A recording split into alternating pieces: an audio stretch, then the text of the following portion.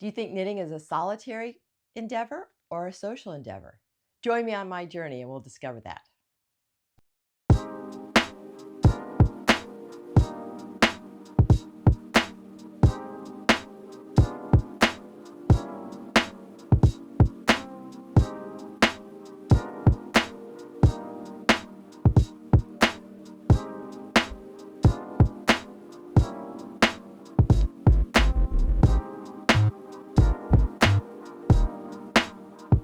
So, today I want to talk about whether knitting is a social event or a solitary event. And I thought it'd be a good way to go through my history and my knitting journey, which started as a very solitary occupation and now is more social and sometimes not. So, let's talk about that.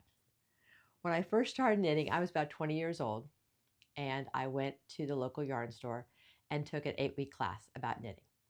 And all my friends thought I was crazy because at that time, 20-year-olds did not knit. They all thought it was a grandma hobby, and I was the only one. Nobody else wanted to go with me, and nobody else was interested. But I went to the store, I took an 8-week class, and I made a sweater. It was kind of an awful sweater. It was very full of mistakes. It was a very smooth yarn, which I'm sure they picked out for me because you could see all my stitches. The good news is you could see all my stitches. The bad news is you could see all my stitches. But I got the bug and I was hooked. So that started my knitting journey. And I knitted multiple sweaters, all in pieces in those days because we didn't have round needles. And you had to sew them all together. I'm going to put up some of the pictures of some of my early ones. I did this purple one that was kind of had fuzzy bumps in it, which I liked because, of course, you couldn't see the stitches as much. I did one with bobbles all over the place. That wasn't the worst one, though. The worst one was this gray fuzzy one that made me look like Bigfoot. So that picture will also post up so you can see that of Beth as a Bigfoot person with fuzzy everywhere. But I thought it was very cool at the time. And at 22 or whatever it was when I made that, I thought I was very cool looking, and that sweater was very fancy. So I knitted along that way, just making the sweaters the same basic pattern that I had used, always sewing everything together. I would go to the store and buy a pattern with the yarn because in those days, certainly I didn't have internet, didn't have a cell phone, none of those things. And I knitted those kind of sweaters initially. Didn't have any concept of gauge, and I know that because some of the unfinished whips I had are things that were like designed for a 6-year-old, but I wasn't thinking I couldn't do anything because I have one that was the one that was really small was an argyle sweater. So here I wasn't knitting very long, and I was doing bobbins and was making an argyle sweater because that was very in. I had the front, the back, and one sleeve, and realized there was no way it was going to fit me, so it got stuffed in a bag. Knitted along that way. Currently, I'm an attorney. I live in San Diego, and I represent injured workers, police, and firefighters when they get hurt at work. But I started my career as a naval officer in the Judge Advocate General Corps. And so that was 1989, and they sent me to Naval Justice School. And this is important because yarn was a big part of that training. And here's why.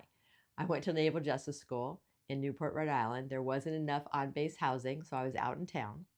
But I was always feeling a little sickly. Yes, Marvin, I'll pet you. And kept going to the Navy doctor, and they kept giving me Sudafed, which wasn't really doing anything, but I was very tired and not feeling very well. And there was a yarn store right across from the hotel I was staying in. So I was buying yarn and knitting sweaters and buying yarn and knitting sweaters. And it was kind of fun because, well, except I was feeling sick. The hotel was basically empty because I was there in the winter, and Newport, Rhode Island in the winter is not a hopping place. And the hotel was very sweet. They would send me chicken soup all the time. And I'd have chicken soup, stay in my room in the evenings, the weekends, and knit. And so that was a really fun time from a knitting perspective. The yarn store literally was across the street. So if I had any issues, I'd go across the street. If I needed yarn, I needed new yarn, I'd go across the street. So I made a couple sweaters there. But my final sweater that I made during that time period was this red fuzzy, I think it probably was mohair, though I don't really know because I don't have it anymore. And the reason I don't have it anymore is because when I made it, it had cables. And of course, you couldn't try on, or I didn't know how to piece it together and try it on in those days because it was all in pieces. Put it all together, and one cable came here and one cable came here, and it looked terrible. So I found a friend that was shaped a little differently, that I gave them that red sweater and moved on. But after Naval Justice School, the Navy sent me to San Diego. And I got to San Diego, and I remember thinking, it's too warm here. Who knits in San Diego? Like, why would I knit? And all my knitting stuff got put away. And that's where it stayed. It stayed in a box for a while and didn't get touched for many, many years. And then in 1997, when I met my husband, he took me to Montana to meet his family. And his mother was a big time knitter, and she was showing me all the things that she knitted. So I packed up all my knitting supplies and I sent it to her. So in 1997, all the yarn, all the needles, everything I had, the half-finished projects. She actually finished some of those projects for one of her grandchildren, and they were perfect size for them. All that stuff got sent away. So no knitting at all that time. Then in about 2005, 2006, one of my kids came home with this thing called finger knitting. I don't know if you've ever heard of it, but the kids take the yarn, they just, with their fingers, make this big, long string of nothingness.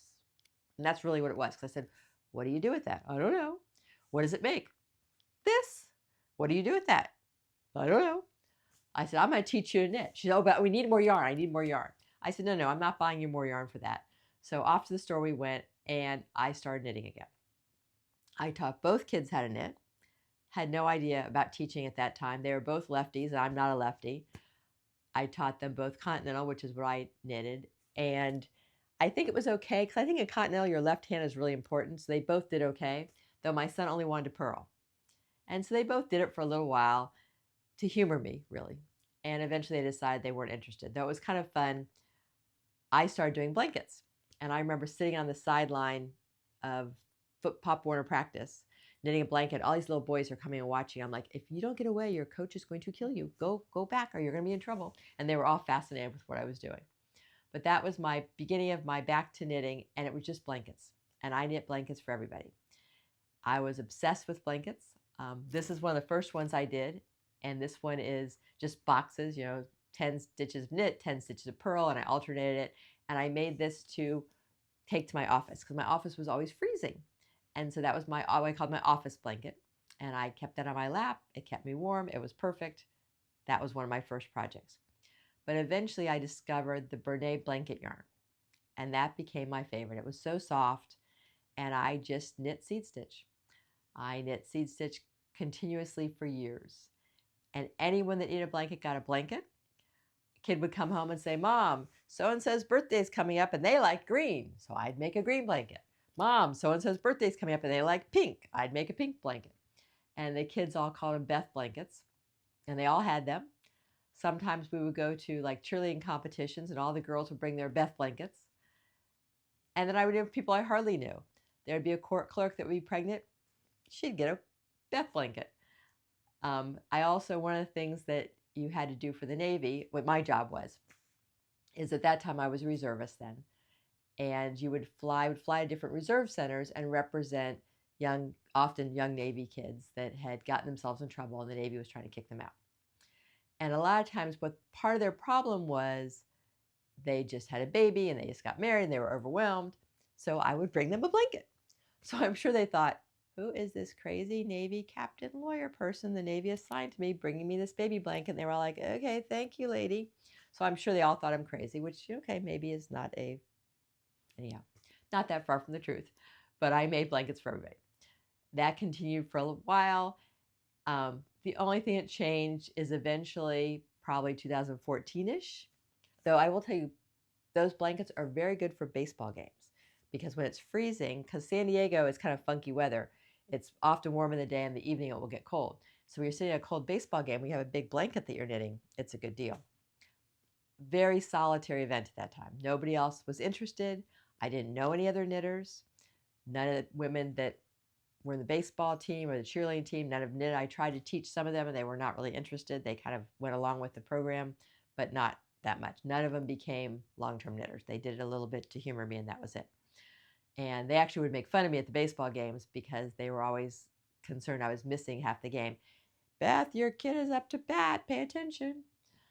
And so that blanket was kind of my obsession until eventually I found this yarn called Starbella yarn. I don't know if you all remember that, but it was yarn that kind of twisted around. I'll post a picture. And it made scarves. And normal scarves are not big in San Diego, obviously, because it's too warm. But these were different colors, and I made them for all the cheer moms in black, and they were black and white and red. And I made them for the baseball team, and they were burgundy and gold, because that was the high school colors. And I probably made 100 of those scarves, because all the cheer moms had them, all the baseball moms had them, everybody had scarves. And so I was kind of obsessed with scarves. Still kind of floating along that way. And eventually what happened next was in about 2015, 2016, my husband's cousin Mary moved to San Diego. And she was young, only 28, but she was a great knitter. And so she told me I needed to do sweaters. And I was like, I'm not doing sweaters. I don't like to sew things together. I'm not doing it. Oh, yes, you can do it. There's this thing called top-down sweaters. I'm like, and that little yarn, I don't want anything of that little yarn. And she's like, oh, you need to try it. So I went off to Michael's and bought me some really fat yarn. And I want to say it was, I knitted the first sweater on probably size 11 needles. And she found a pattern, free pattern from Drops, and I knit that sweater. I'll pop it up there. Not the best looking thing, but I was very proud of myself. Completely impractical when it comes to San Diego. Heavy, warm, no way it was something I could wear very often, maybe once or twice a year.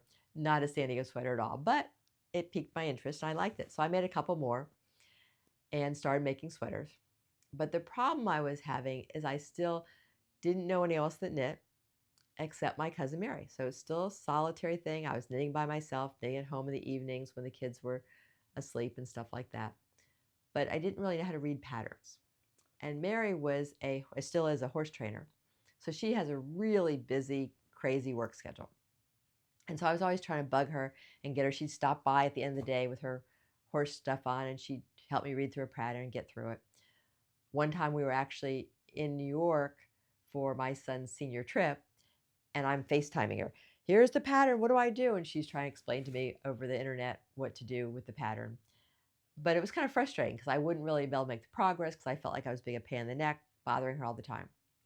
So when I got back from that trip, I looked and found these meetups. And I found a couple meetups in San Diego that were knitting meetups. And so I joined them. And it became very social. One of them was near my kids' cheerleading practice. I'd drop her off.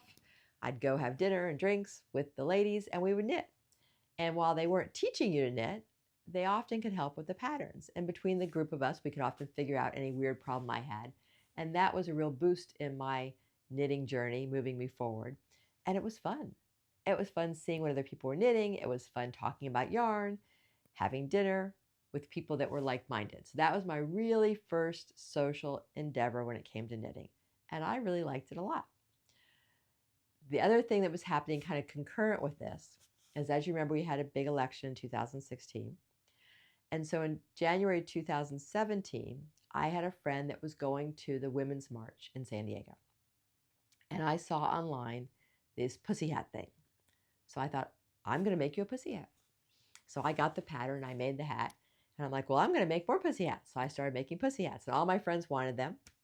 And then people that I didn't even know would see them on Facebook with some of my friends wearing them. And they'd message me, can I buy a pussy hat? I'm like, no, I'll make you one.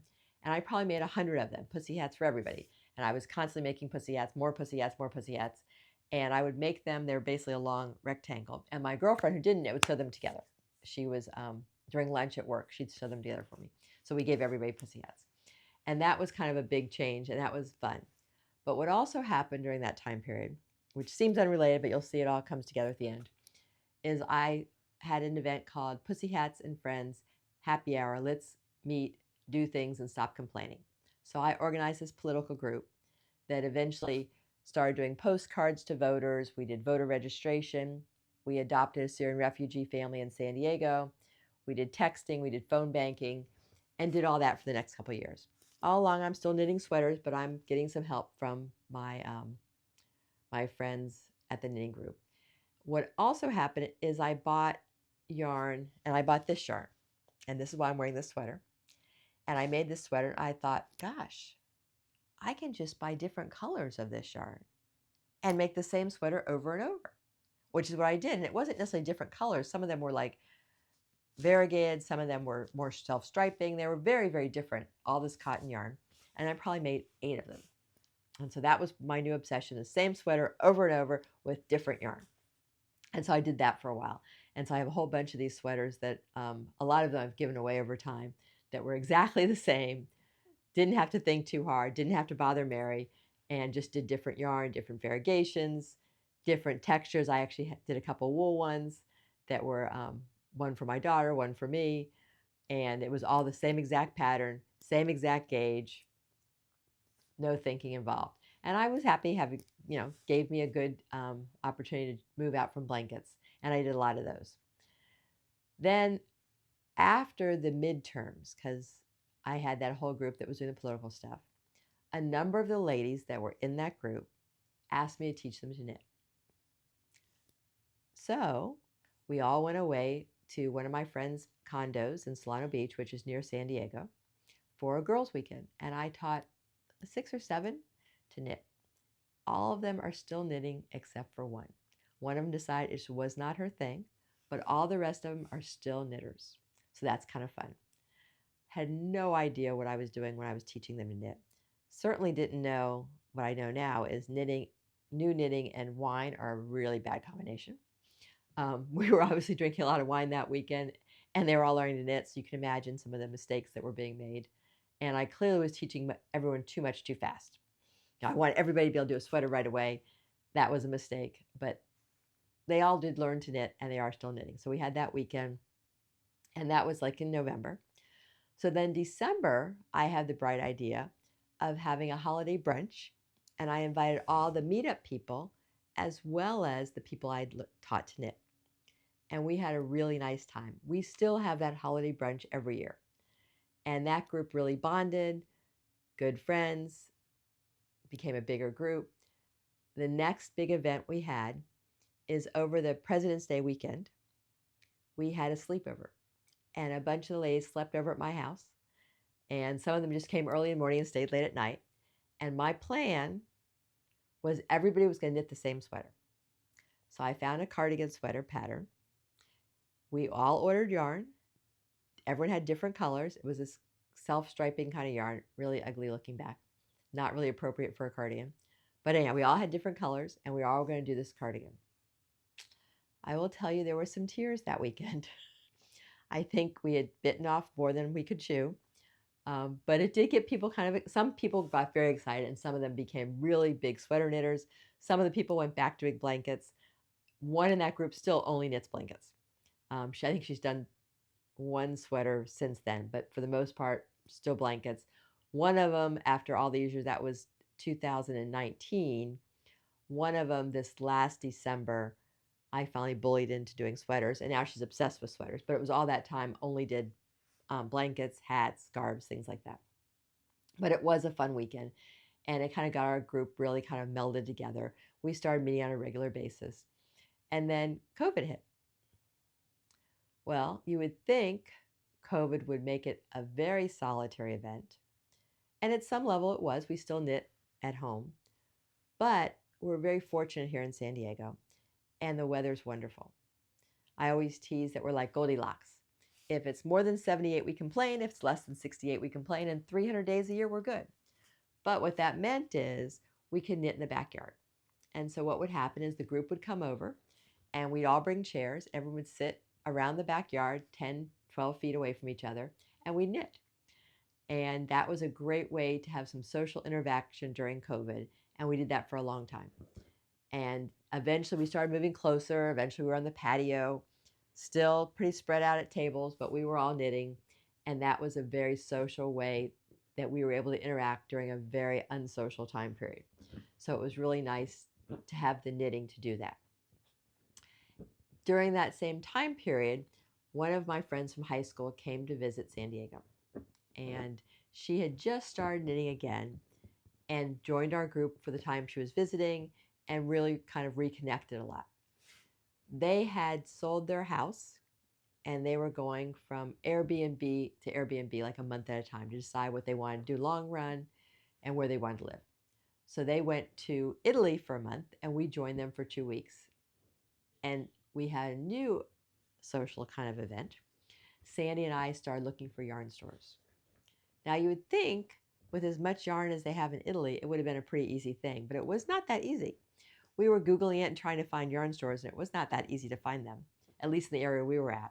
So one day we have our husbands driving us to this yarn store, and we're walking up and down the street. There's no yarn store. We can't find anything.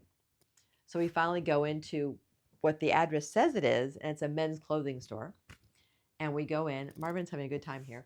We go in and ask the gentleman there, and it turns out in the back of the men's clothes store, there's a whole wall of yarn. Who would have thought? So we did find that one. Then one day we were going to rent bikes, and we parked our car, and we're going to find the bikes. And when we went around the corner, there's a yarn store. It hadn't showed up on any of our Google searches, and there was the yarn store. So we did find those two yarn stores. Not as much as we thought we'd find in Italy. But yes, we have the blanket monster under here. Then the next trip we did was we went to Ireland, and we met them in Ireland for 2 weeks. Completely different story. Yarn stores everywhere. We had a really good time there.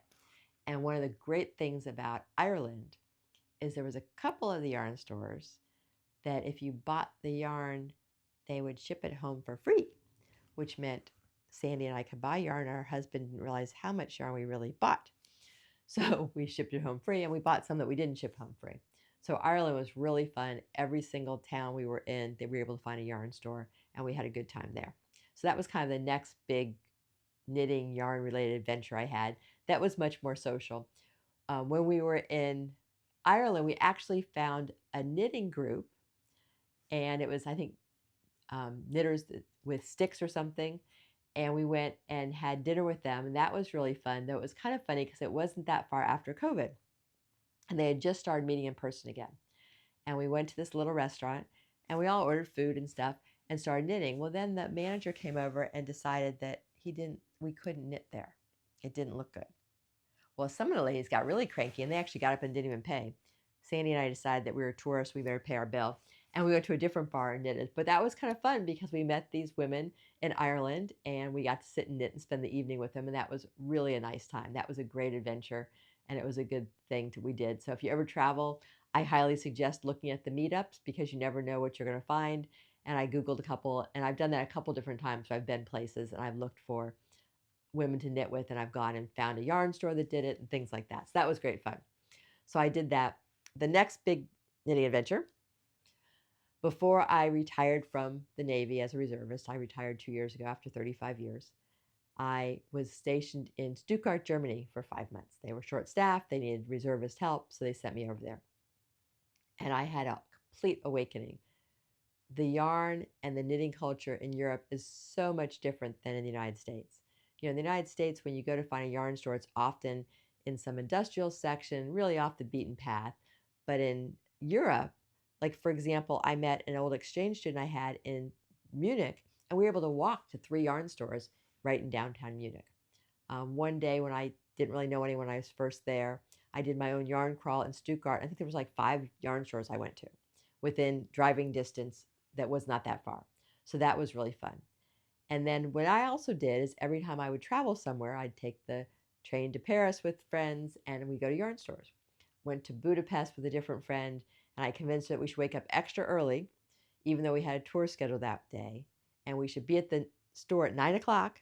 Went to the yarn store. We were there when they opened, 9 o'clock, bought some yarn, ran back to the hotel, dumped it at the hotel, and then went on our tour.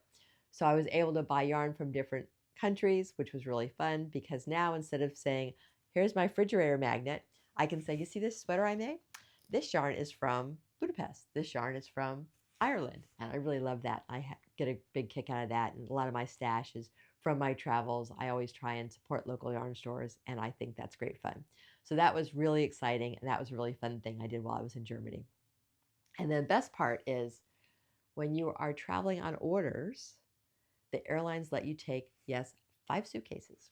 Now, I didn't have 5 suitcases, but I definitely had a full suitcase of yarn. And so I was able to take it back without too much trouble, and that was exciting. And that was a nice way to bring that yarn back. And it was a really fun souvenir. Meanwhile, remember the yarn group I talked about? Well, they'd gotten to the point where they met every Wednesday night. So even when I was in Germany, guess what? They still came to my house and met on Wednesday night, and would often bring my husband food, which made him happy. while they were here doing that, when I first got to Stuttgart, I found a local yarn store and they had a meetup. And so I was able to join their meetup and knit with the women from Germany, which was really fun. Most of them spoke English, though some better than others, and enough that it was really a good time. And I actually knitted a sweater that was one of the women was working on, and I had gone on Ravelry and it said it came in English. So I bought all the yarn at the yarn store, got back, couldn't find it in English. And I kept trying to figure it out. I finally wrote to the company and said, oh, yeah, it doesn't come in English. So I had to have a friend translate it. It came out okay, but it was a little rough because someone that's not a knitter translating a pattern is not really the same as a knitter. So it was a little interesting, but it did come out great. But that was a great trip, and it was really wonderful to see how the culture there embraces yarn and knitting in a different way than we do. And I really loved every part of that. Since then, our knitting group has grown. One adventure we had was we were down, there was a yarn store in San Diego we love called Emmy's, my favorite local yarn store. And we were down there. It's kind of a little far, so a lot of times a group of us will go. And we all had gone down there together. And there was another woman there saying she was having trouble finding a pattern. And I was kind of helping her. And she said, oh, it's so nice that you have friends that knit. I don't know anyone that knits. I always knit by myself. And I asked her where she lived, and it was actually pretty close to me. So I said to her, are you a Democrat or a Republican? And she kind of looked at me and said, a Democrat? I said, oh, would you like to come join our knitting group? And so she's been a member ever since, and she now has some social group to knit with, and that's been fun for her. One day we were at Knitting in Public, and we met Andrea, and we could see that she was probably like-minded because she had a Ruth Bader Ginsburg pin on, and she's been knitting with ever since. The group does all kinds of field trips now. We went to Rhinebeck last year, and there was 6 of us that went to Rhinebeck, or 5 of us that went to Rhinebeck. We do a picnic every year at the beach. We went to a fiber festival last month where we had a potluck, and we set up an easy up tent, and we knitted and shopped. About 8 of us are going to Flock next month, where we're going to spend lots of time buying too much yarn that we don't need. We do all kinds of, we've had a tea. We often go to the local winery and spend the afternoon at the winery where they have little music, and we'll sit and knit and talk together. But even with all this, so for me, my journey has gone from being a very solitary knitter, knitting all by myself, to being a very social knitter. But even with that socializing, there's still days when I want to come in here with Marvin, with my blanket, and be quiet and knit by myself. And there's also times where I don't really have a choice. When I'm doing color work, when I've got a new pattern I'm starting, when I'm doing lace, and I'm in here with my chart and myself, and that's it, and no one talking to me, and anyone that walks by gets yelled at for interrupting my counting. So even now, I still am often a solitary knitter, but I like to do both. I like to have the group to knit with, and I like to be able to knit by myself. If you think being a social knitter would be fun, I suggest you do things like look online for a meetup, look at your local yarn store, or do like I did, grow your own knitters. Teach your friends to knit. See if they're interested so you can have a knitting group, because it really is fun to do both. I'd like to know what you like to do. Are you a solitary knitter? Are you a social knitter? Would you like to do both? Have you changed over time? Please tell us in the comments. If you have any suggestions on how people can meet other knitters, we'd love to hear them. I'm sure if I have any viewers at that time, they'd love to see that. If you've enjoyed this video, I'd appreciate it if you like it, subscribe for it, come back next time. My goal is to bring you something different every time. I'm going to take you on the field trips, take you to Pearl Soho for their warehouse sale. I'll take you to Flock. My goal is to go to different places and do different things so that every time you tune to this channel, it's something new and exciting. It's not necessarily my sitting here talking to you all the time. If you want to find me, find my works in progress and my finished items, I have an Instagram that's also Mixed Bag of Knitting, no G. The reason there's no G is because Ravelry had a character limit and I couldn't put all those characters. So my Ravelry name is also Mixed Bag of Knitting without a G. And so you can contact me at any of those things, or you can see what I've been working on and my knitting. Also, like I said, this is the sweater I did early on, so I can't tell you what the yarn is, or I can't tell you what the pattern was because it was many, many years ago, and it was before I knew about Ravelry. So if that's not in the show notes, you'll know why. So if you like this video and you think it's kind of fun, Marvin and I would love if you came back, and hopefully we'll see you again. Have a wonderful afternoon.